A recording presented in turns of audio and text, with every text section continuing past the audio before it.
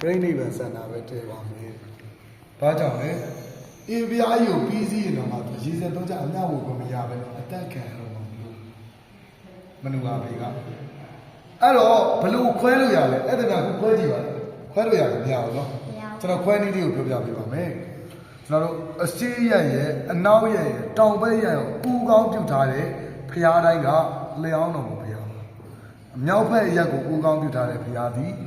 ပြိဋိဘံစန္ဒာပဲဖြစ်ပါတယ်ကျွန်တော်ခုမြင်တွေ့နေရတဲ့ဖျားကလျောင်းတော်မူဖို့ပါဘူးပြိဋိဘံစန္ဒာပါအလွယ်နဲ့လျောင်းတော်မူလို့ခေါ်ခြင်းဖြစ်ပါတယ်အဲ့တော့ကျွန်တော်တို့အောက်ကနေကြည့်ရင်ပြုံးတာကဖျားကြီးတစုလုံးပြီးစီအောင်တင်နိုင်ခဲ့လို့အပေါ်ကနေကြည့်ရင်မဲ့တာကရေစက်သွန်းချအမြမွေခဲ့ရလို့ကျွန်တော်တို့ရဲ့ဘုရားဘာသာဓလေ့အရာပြောရမယ်ဆိုရင်ဖျားကြီးတစုလုံးပဲပြီးအလူတန်းအကုန်လုံးပဲပြီးသွားရေစက်သွန်းချ